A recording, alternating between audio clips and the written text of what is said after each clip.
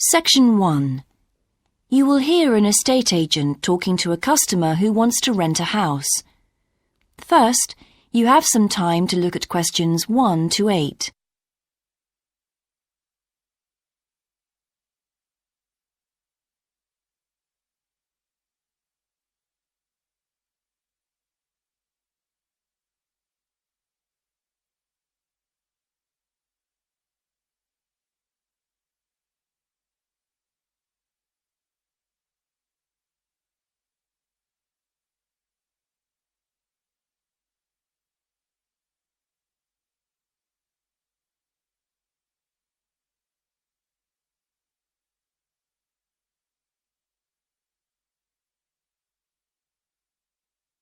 You will see that there is an example that has been done for you. On this occasion only, the conversation relating to this will be played first. Good morning. How can I help you? Hello. I'm interested in renting a house somewhere in the town. Right. Could I have your name, please? Yes, it's Stephen Godfrey. And tell me how many bedrooms you're looking for. Well, we'd need 4 because I'm going to share the house with 3 friends. The number of bedrooms needed is 4, so 4 has been written in the space. Now we shall begin. You should answer the questions as you listen, because you will not hear the recording a second time. Listen carefully and answer questions 1 to 8. Good morning. How can I help you? Hello. I'm interested in renting a house somewhere in the town. Right. Could I have your name, please? Yes, it's Stephen Godfrey. And tell me how many bedrooms you're looking for. Well, we'd need 4 because I'm going to share the house with 3 friends. OK. There are several of that size on our books. They mostly belong to families who are working abroad at the moment. What about the location? It'd be nice to be central. Oh, that might be difficult, as most houses of that size are in the suburbs. Still, there are a few. What's your upper limit for the rent? We'd like something around £500 a month, but we could go up to £600 if we have to. But we can't go beyond that. Do you know how long you want to rent the house for? The minimum let is 6 months, as you probably realise. We're at college here for 2 years, and we don't want to have to move during that time if we can avoid it. Right. And how soon do you want to move in? All our lets start on the 1st of the month. Well, as soon as possible, really, so that means September 1st. OK. Let me have a look at what we've got. We have photographs of all the houses on our book, so you can get an idea of what they're like. There's this one in Oakington Avenue at £550 a month, combined living room and dining room with a separate kitchen. It doesn't have a garage, though you can park in the road. We'd prefer to have one if possible. Right. Then have a look at this house in Mead Street. It's got a very large living room and kitchen, bathroom, cloakroom. How much is it? That one's £580. It's very well furnished and equipped. It also has plenty of space for parking, and it's available for a minimum of a year. Oh, and there's a big garden. I don't think we could cope with that, to be honest. We'll be too busy to look after it. OK. Then there's this older house in Hamilton Road. Living room, kitchen, diner, and it has a study. £550 a month. That looks rather nice. But whereabouts in Hamilton Road? Towards the western end. Oh, that'll be very noisy. I know the area. Yes, it's pretty lively, but some people like it, though. Well, what about this house in Devon Close? That looks lovely. There's a big demand for houses in that area, so prices tend to be quite high. But this one hasn't been decorated for a few years, which has kept the rent down a bit. It's got a living room, dining room and small kitchen, and it's £595 a month. I think it would suit you from what you've said. It sounds fine. Before you hear the rest of the conversation, you have some time to look at questions 9 and 10.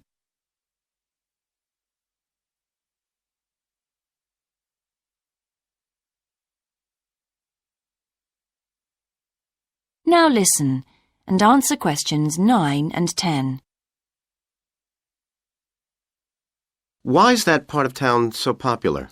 Well, there's a big scheme to improve the district, and it'll soon have the best facilities for miles around. What sort of thing? There's a big sports centre under construction, which will be very impressive when it's finished. In fact, the swimming pool's already opened, ahead of schedule, and it's attracting a lot of people. What about cinemas? Are there any in the area? The only one closed down last year, and it's now in the process of being converted into a film museum. The local people are trying to get a new cinema added to the scheme. I think I heard something about a plan to replace the existing concert hall with a larger one. Ah, that's due to start next year. Well, it sounds an interesting area to live in. Could I go and see the house, please? Yes, of course.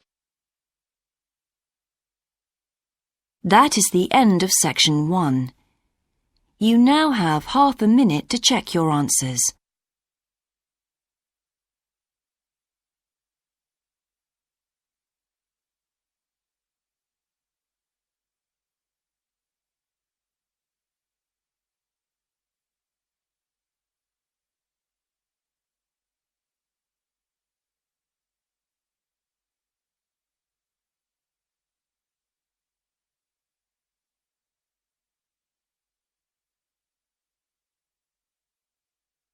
Now turn to section 2.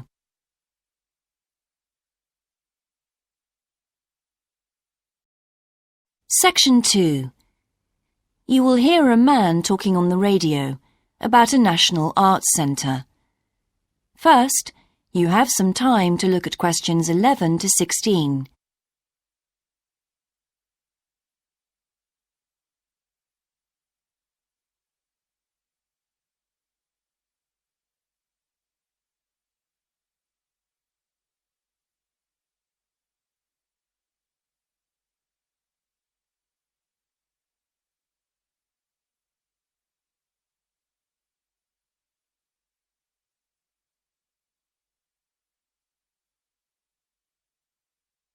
Now listen carefully and answer questions 11 to 16. Hello, and welcome to Focus on the Arts.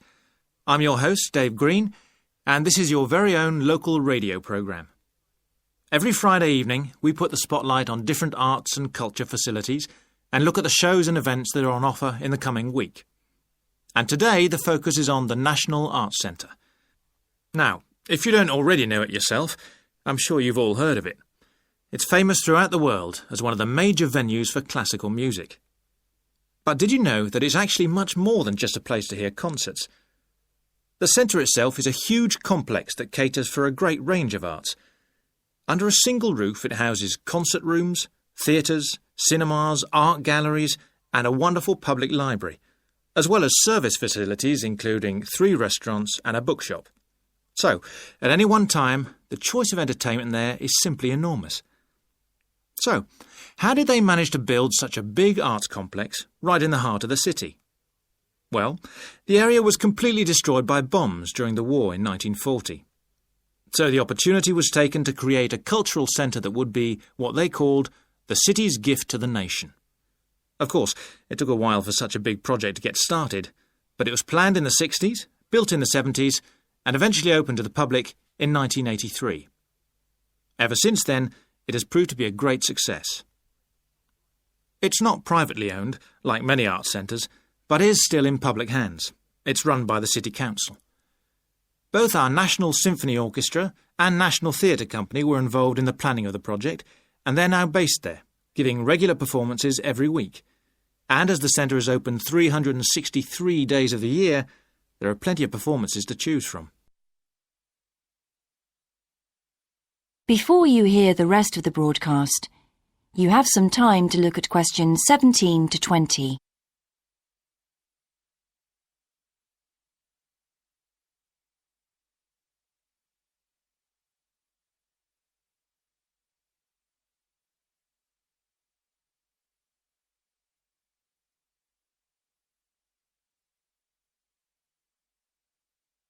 Now listen and answer questions 17 to 20. So, To give you some idea of what's on, and to help you choose from the many possibilities, we've made a selection of the star attractions. If you're interested in classical music, then we recommend you go along to the National on either Monday or Tuesday evening at 7:30 for a spectacular production of The Magic Flute, probably the most popular of all Mozart's operas.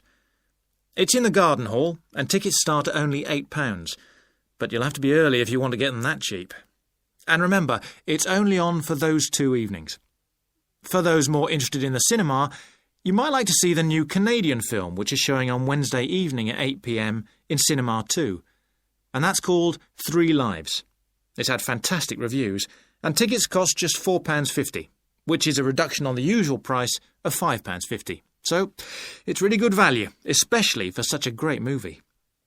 But you can see the centre's main attraction at the weekend, because on Saturday and Sunday, 11 a.m. to 10 p.m, they're showing a wonderful new exhibition that hasn't been seen anywhere else in Europe yet.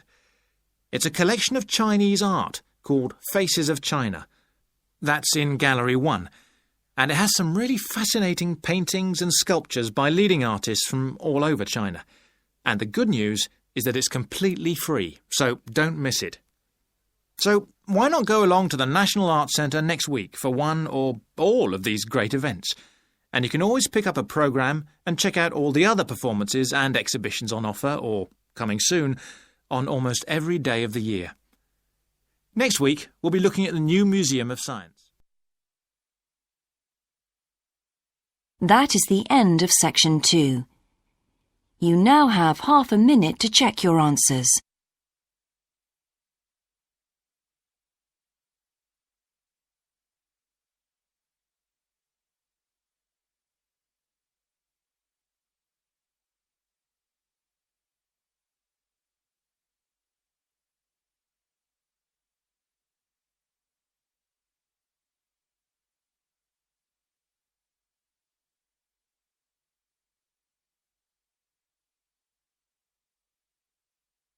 Now turn to Section 3.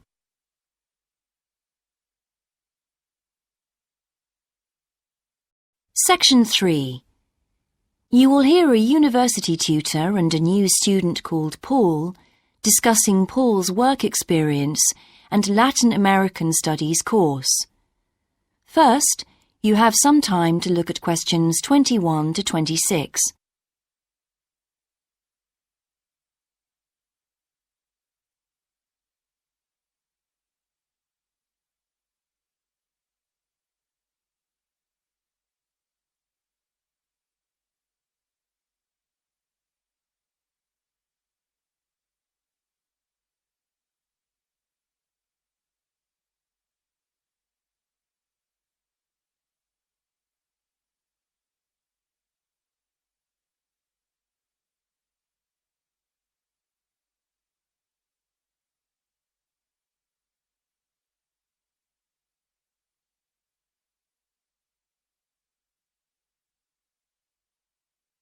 Now listen carefully and answer questions 21 to 26.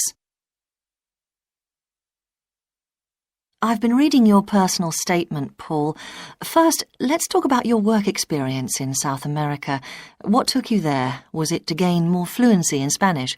Well, as I'm combining Spanish with Latin American studies, my main idea was to find out more about the way people lived there. My spoken Spanish was already pretty good, in fact. So you weren't too worried about language barriers? No. In fact, I ended up teaching English there, although that wasn't my original choice of work. I see. How did you find out about all this? I found an agency that runs all kinds of voluntary projects in South America. What kind of work? Well, there were several possibilities. You mean construction, engineering work? Yes, getting involved in building projects was an option. Then there was tourism, taking tourists for walks around the volcanoes, which I actually chose to do, and then there was work with local farmers. But you didn't continue with that project. Why not? Because I never really knew whether I'd be needed or not. I'd thought it might be difficult physically, but I was certainly fit enough. Now, I wanted to do something that had more of a proper structure to it, I suppose. I get demotivated otherwise. What do you think you learned from your experience? It must have been a great opportunity to examine community life. Yes, but it was difficult at first to be accepted by the locals. It was a very remote village, and some of them were reluctant to speak to me, although they were always interested in my clothes and how much I had to pay for them. Well, that's understandable. Yes, but things soon improved. What struck me was that when people became more comfortable with me and less suspicious, we really connected with each other in a meaningful way. You made good friends? Yes, with two of the families in particular. Good. What about management? Did you have a project manager? Yes, and he gave me lots of advice and guidance. And was he good at managing too? That wasn't his strong point. I think he was often more interested in the academic side of things than filing reports. He was a bit of a dreamer. And did you have a contract? I had to stay for a minimum of 3 months. My parents were surprised when I asked to stay longer, 6 months in the end. I was so happy there.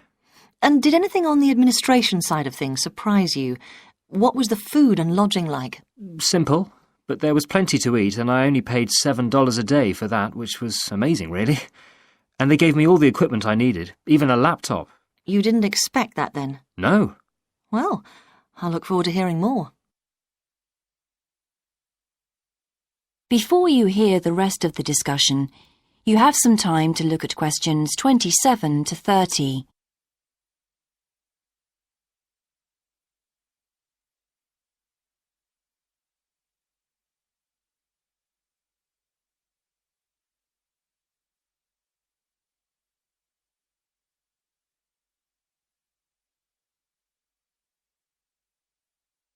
Now listen and answer questions 27 to 30. But now let's look at these modules. You'll need to start thinking about which ones you'll definitely want to study. The first one here is Gender Studies in Latin America. It looks at how gender analysis is reconfiguring civil society in Latin America. Women are increasingly occupying positions in government and in other elected leadership positions in Latin America. I think you'd find it interesting. If it was to do with people in the villages rather than those in the public sphere, I would. OK. What about second language acquisition? Do you think I'd find that useful? Well, you've had some practical experience in the field. I think it would be. I hadn't thought about that. I'll put that down as a definite then. OK. What about Indigenous women's lives? That sounds appropriate. I thought so too, but I looked at last year's exam questions and that changed my mind. Don't judge the value of the course on that. Maybe talk to some other students first, and we can talk about it again later. OK. Yes, and lastly, will you sign up for Portuguese lessons? My Spanish is good, so would I find that module easy? Not necessarily. Some people find that Spanish interferes with learning Portuguese, getting the accent right too.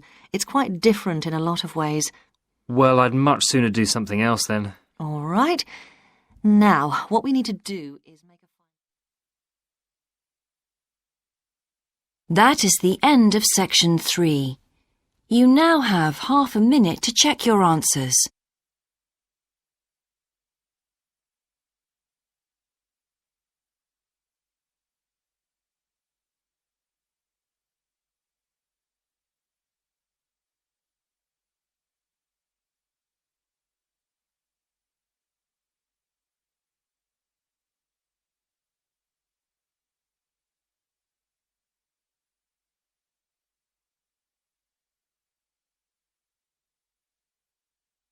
Now turn to section 4.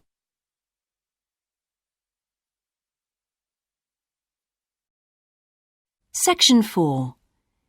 You will hear a lecture about success in business systems. First, you have some time to look at questions 31 to 40.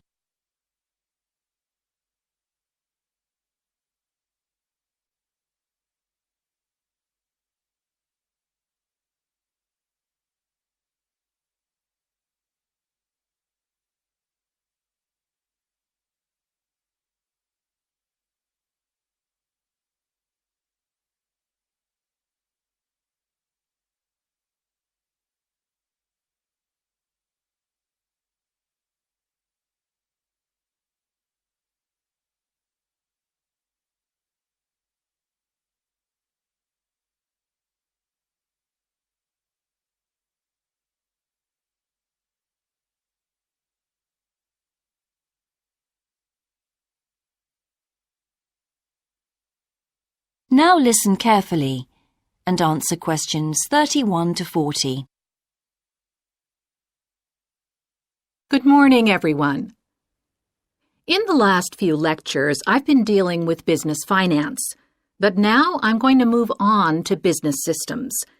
And in today's lecture, I'm going to talk about what can go wrong when businesses try to copy their own best practices. Once a business has successfully introduced a new process, managing a branch bank, say, or selling a new product, the parent organization naturally wants to repeat that success and capture it, if possible, on a bigger scale. The goal, then, is to utilize existing knowledge and not to generate new knowledge. It's a less glamorous activity than pure innovation, but it actually happens more often, as a matter of fact. However, surprisingly, getting things right the second time is not necessarily any simpler than it was the first time. Now, there's been a lot of research into how companies can repeat their previous successes, and it certainly hasn't been confined to the United States. It seems that most large industries are trying to repeat their own successes and manage the knowledge they've acquired. But even so, it has been shown that the overwhelming majority of attempts fail. A host of studies confirm this, covering a wide range of business settings: branch banks, retail stores, real estate agencies, factories, call centers, to name but a few.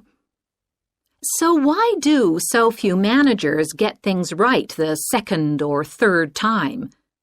Let's consider one reason for failure: placing too much trust in the people who are running the successful operation, the experts, shall we say. Managers who want to apply existing knowledge typically start off by going to an expert, such as the person who designed and is running a successful department store, and picking their brains.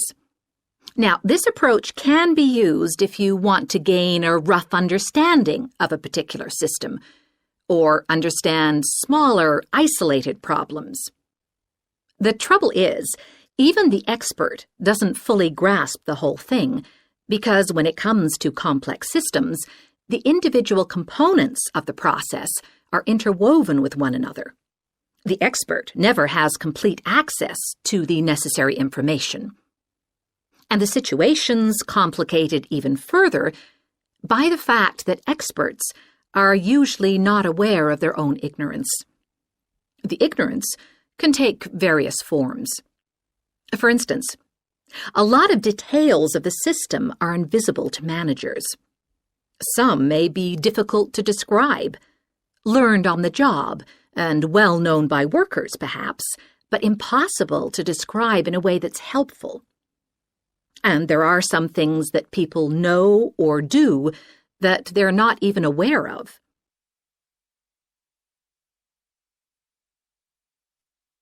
Now, let's consider two types of mistake that can occur when a manager actually starts to set up a duplicate system to replicate a successful process.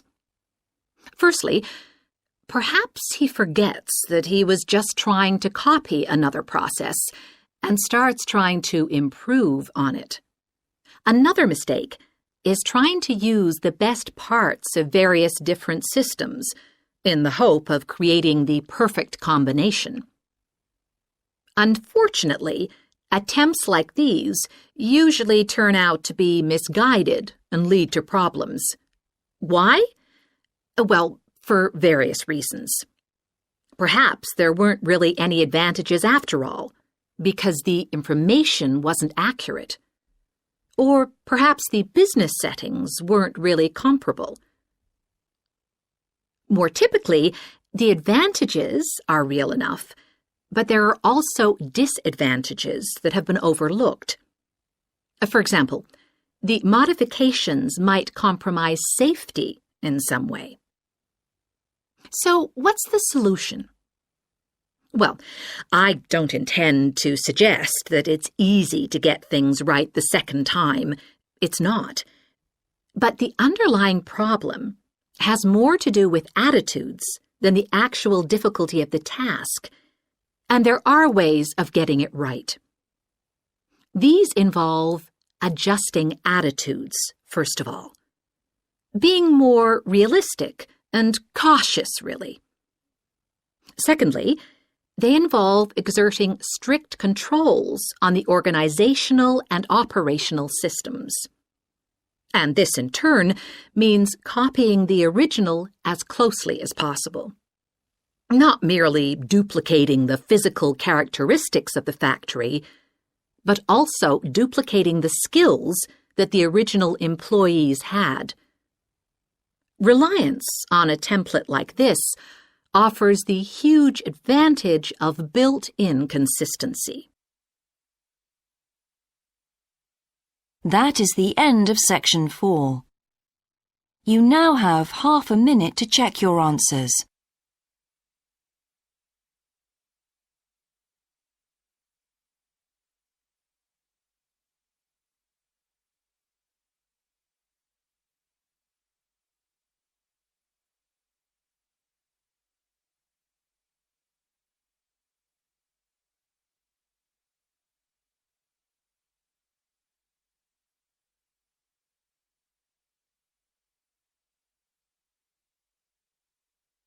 That is the end of the listening test. In the Ielts test, you would now have 10 minutes to transfer your answers to the answer sheet.